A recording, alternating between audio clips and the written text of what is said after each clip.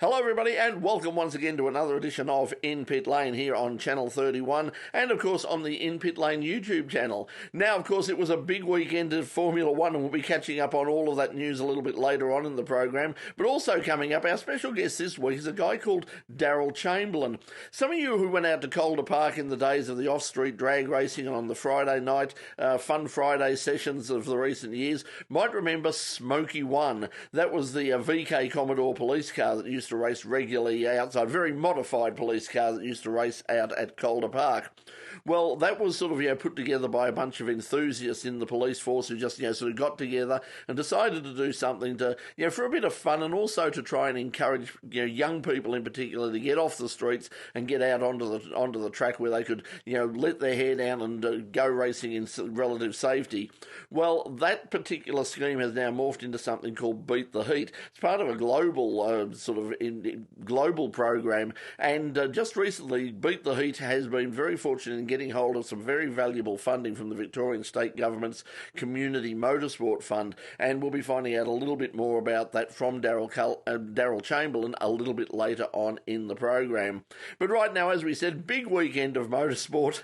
Lots happening in Formula 1 and, of course, around the rest of the motorsport world as well. This is the In Pit Lane Motorsport News.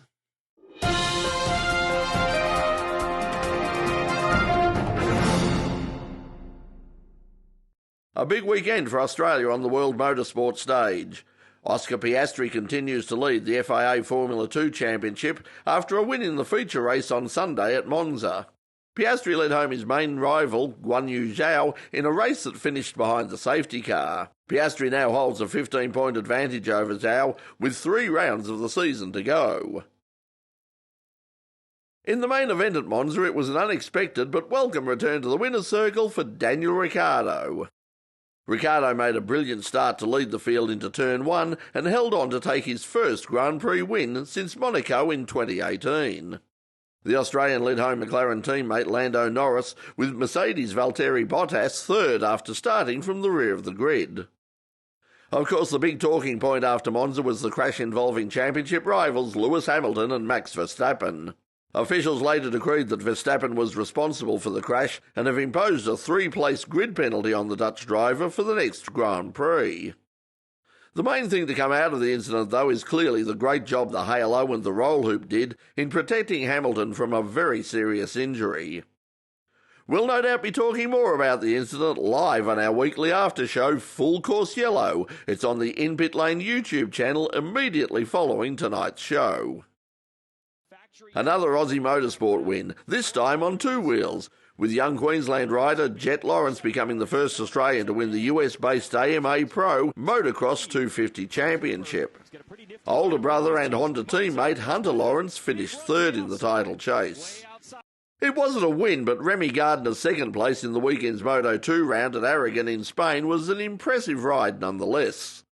At a track Gardner said he just doesn't like, the young Aussie showed great maturity, choosing to take a conservative approach and make sure he finished the race upright and in the best position possible.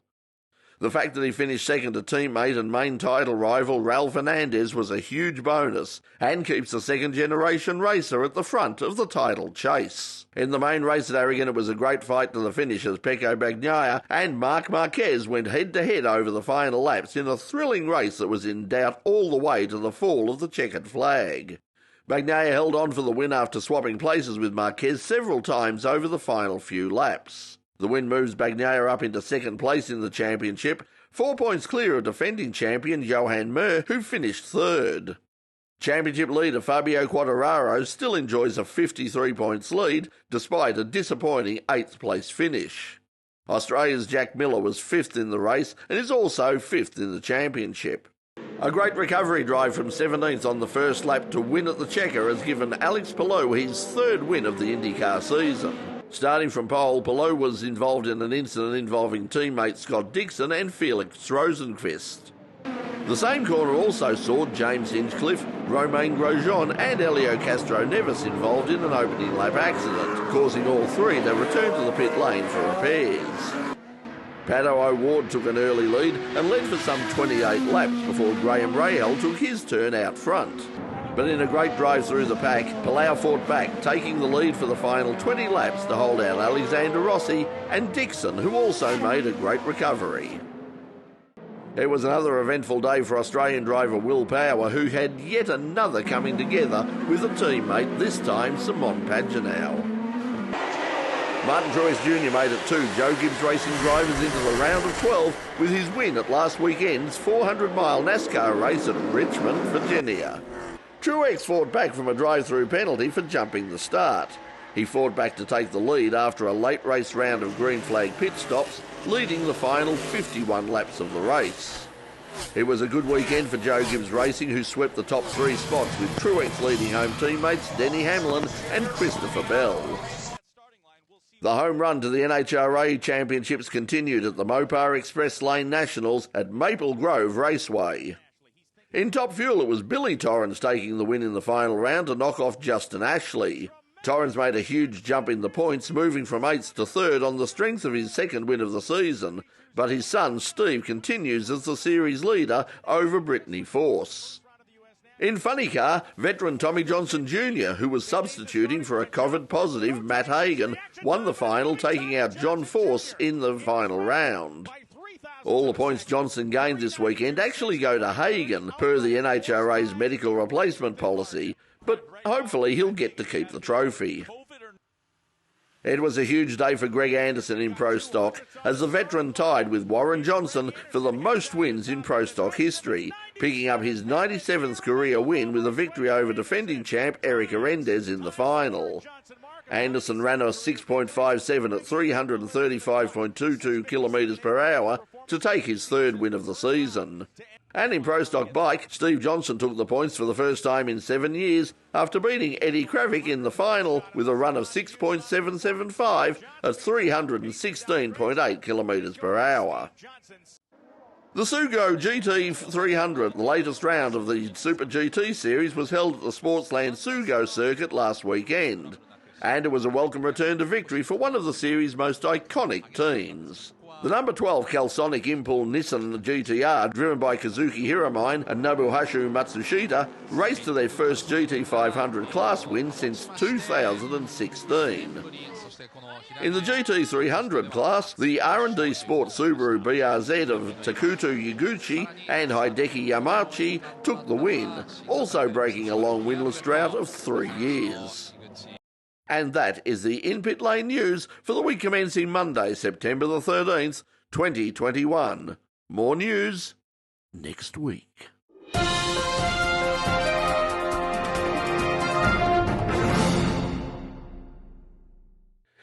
Yes, there'll be plenty to talk about on Full Course Yellow tonight. That's coming up at the end of the program on the In Pit Lane YouTube channel. Live, head on over there and have your say as well. When we come back from this break, we're going to be joined by our special guest from Beat the Heat, Daryl Chamberlain. Don't go away, you're watching In Pit Lane on Channel 31 and the In Pit Lane YouTube channel. We'll be right back. Welcome back to In Pit Lane. Well, about a week or so ago, I had the opportunity to talk to a guy called Daryl Chamberlain. Daryl is a former police officer who was involved in the days of Smoky One, been around the drag racing scene for quite some time, and basically he and a few friends from the force got together and basically set up Smoky One and a few other projects to try and encourage young people to get off the streets and to get out onto the track and sort of focus their energy and their enthusiasm for cars and for racing, in a more controlled and legal legal opportunity to do these things.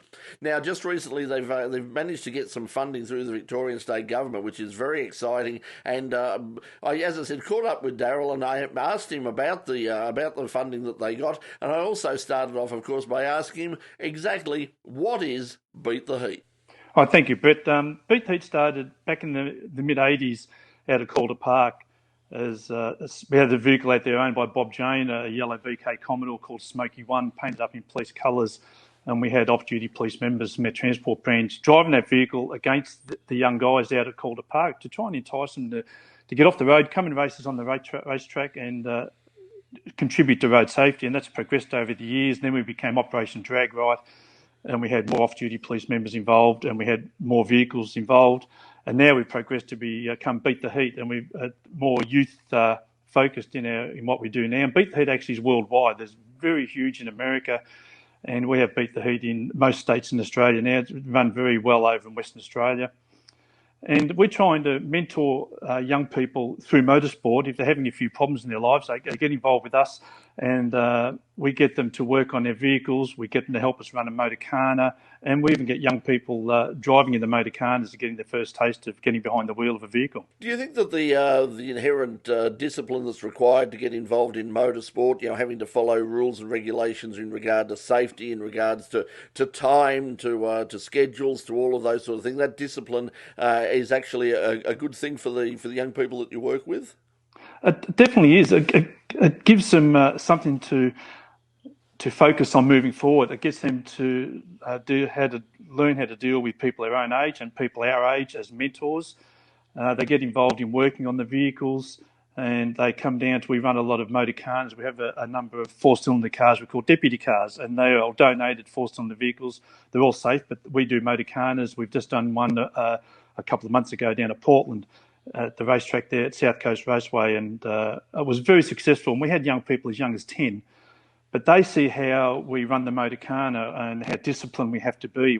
How we have to be safe, and we have to listen to people and listen to the advice. And we get, as I said, we get young people as young as 10 competing in the motorcana with a mentor, and they've never driven a car before, and it teaches them how the car is going to move. We just do very slowly around witches' hats.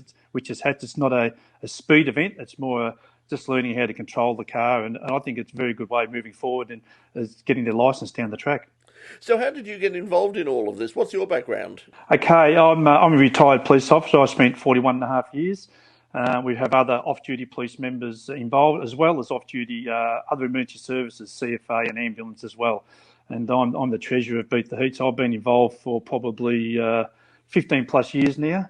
And it's been a terrific program. When I first started, we were concentrating mainly on drag racing and road safety and getting the young people off the road onto the racetrack, and we did a lot of that at Calder Park.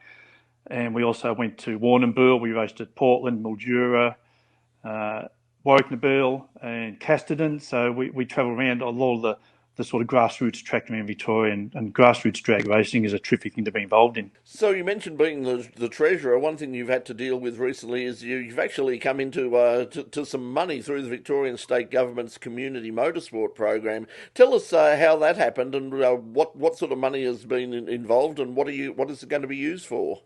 So through Andrew, we put one of our members, Danny Richardson, who's our secretary, put a lot of work into putting a couple of grants together.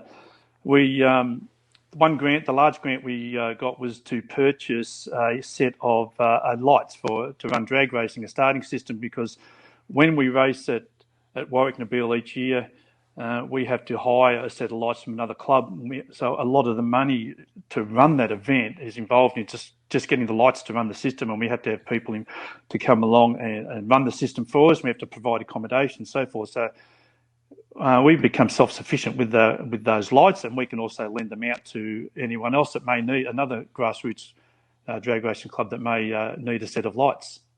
So that was the large grant we got, and the smaller grant we got was to run this year's event, which was due to be happening on the 2nd of October, but unfortunately, due to the uncertainty of the COVID restrictions, we've now postponed that to later in the year, or maybe even early in the new year. So that grant will go towards running that event, and we know we need to get permits to run the event. And prior to getting the other grant, we needed the money to hire a set of lights, and we need food vendors and that sort of thing. That's what the grant goes towards. Grassroots drag racing, I think, is very important in the state. So without the support of these grants and the government and Andrew, it'd be very hard to move forward. Obviously, the grant has helped considerably, but what about support from the community and support from business? What sort of support do you get out there?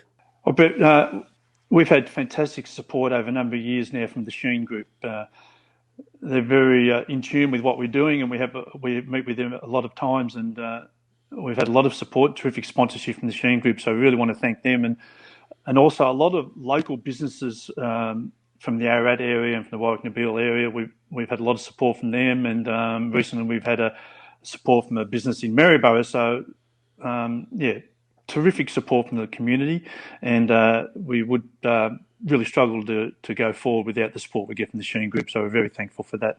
You mentioned a lot of the venues there. I mean, one of the things that we look at, and one of the things that I know that the Victorian government has been lobbied on for a number of years, has been sort of providing venues. We've got a situation in circuit racing where Sandown it's inevitable that at some stage, it's sooner rather than later, it is going to close. We've got Phillip Island, we've got Winton as circuits. Would you like to see? Would it certainly help what you're doing to have more venues, more places where young people can go and sort of let their hair down and actually do this sort of thing safely? I certainly would. We have a lot of involvement with Calder Park, and I believe there's been a lot of work done at Calder Park, so that should be up and running. Hopefully, when we come out of lockdown and we can get back out, we were regularly out at Calder Park on a Friday night, and we even had some youth groups come out years ago. And Calder Park on a Friday night, those street meets were very important.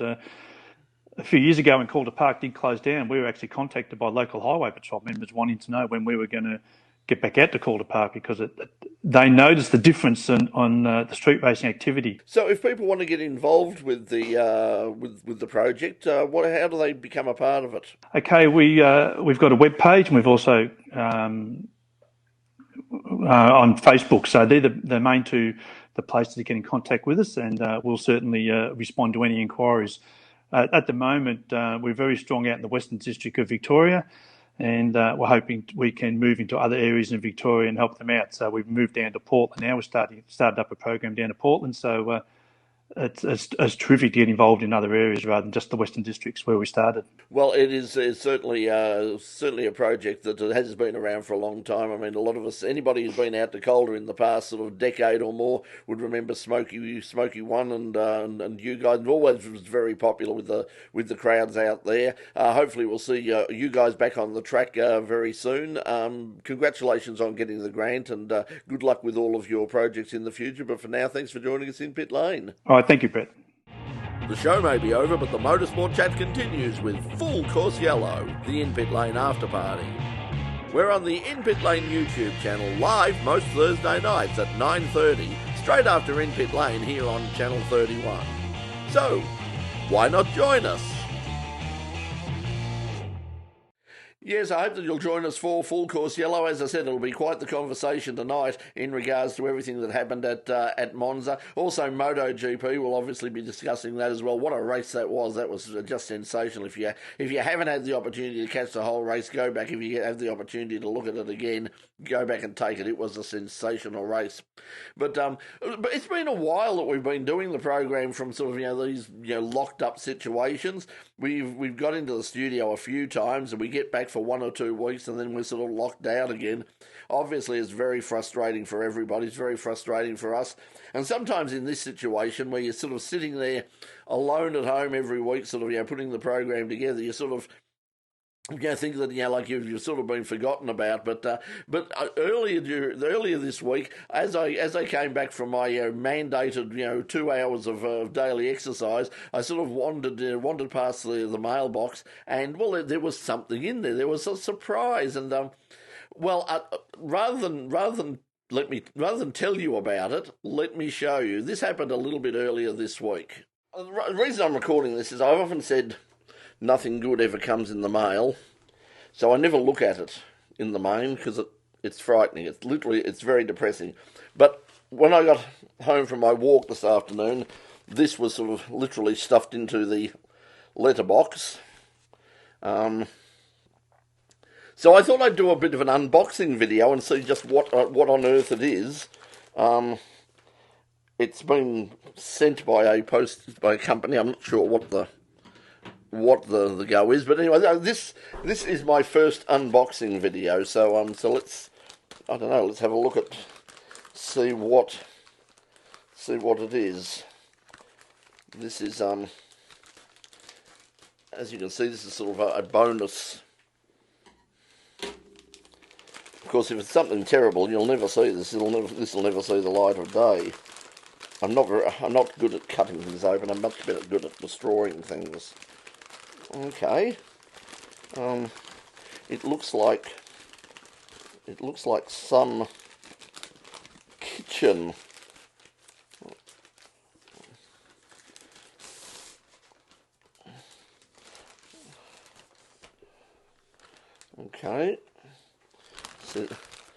Our sweet pantry.